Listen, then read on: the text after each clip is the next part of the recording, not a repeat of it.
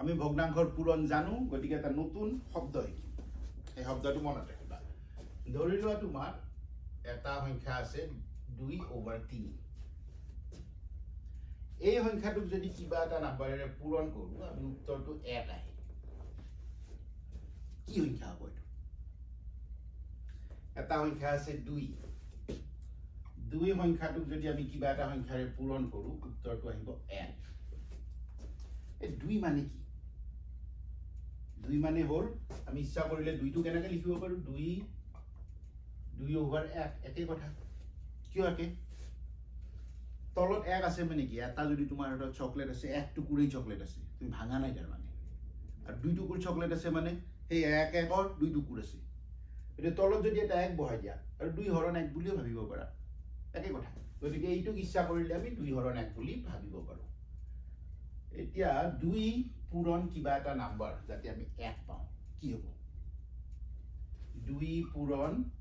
আধা এইটোত 1 পাম 2 পূৰণ 1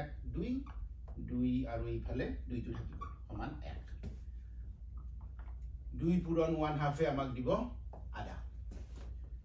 3 ভাগৰ 2 এইটোক যদি তুমি উল্টা কৰি দিয়া 3 টো ওপৰত দি দিয়া আৰু 2 টো তলত দি দিয়া তেতিয়া কি হ'ব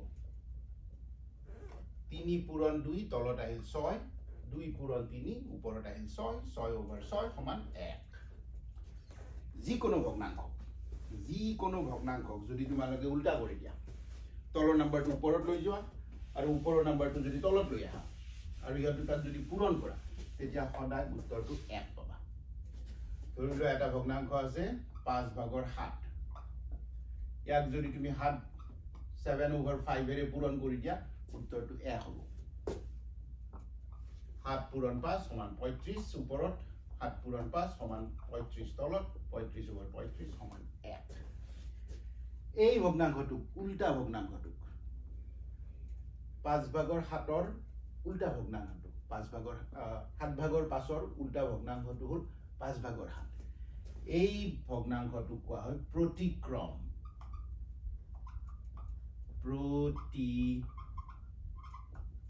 ইংৰাজীত কোৱা হয় ৰেচিপ্ৰকেল এটো আহি থাকিব দেই খুব মনত ৰাখিবা শব্দটো আহি থাকিব পিছত এটা ভগ্নাংশৰ 7/5ৰ প্ৰতিক্ৰম হ'ল 5/7 5/7ৰ প্ৰতিক্ৰম হ'ল 7/5 এতিয়া সহজ হ'ল 5/7 উল্টা কৰি দিলে 7/5 গতিকে প্ৰতিক্ৰম ৰেচিপ্ৰকেল এটা যদি ভগ্নাংশ আছে a/b যিকোনো এতিয়া a আৰু b যিকোনো হ'ব পাৰে ইয়াতে 2 3 হ'ব পাৰে 7 5 হ'ব পাৰে 11 15 হ'ব পাৰে যিকোনো নাম্বাৰ ইয়াৰ প্ৰতিক্ৰম কি হ'ব b টো ওপৰত যাব a টো তলত যাব এটা কন্ডিশন আছে এইটো যেতিয়া ইয়াত শূন্য হ'ব নোৱাৰে এই b সংখ্যাটো বা a সংখ্যাটো শূন্য হ'ব নোৱাৰে তেতিয়া দিগদাৰি আছে এটো যদি শূন্য হয় কি হ'ব যদি লিখিলা 0/2 এটো এটা ফ্ৰ্যাকশন 2/0 ইয়াৰ কি হ'ব ৰেচিপ্ৰকেল 2/0 তাৰ মানে 2/0 আমি জানো যে 2 ৰে 0 হৰণ কৰিব নোৱাৰো 0 ৰে 2 হৰণ কৰিব নোৱাৰো তাৰ মানে এই b সংখ্যাটো এই সংখ্যাটো ই 0 হ'ব নোৱাৰে ওপৰৰ সংখ্যাটো 0 হ'ব নোৱাৰে যদি 0 হৈ যায় তেতিয়া হলে নাই এটো কন্ডিশন হ'ল যে a আৰু b যদি দুটা এটা ভগ্নাংশ হয় আৰু ওপৰৰ নাম্বাৰটো যদি 0 নহয় তেতিয়া হলে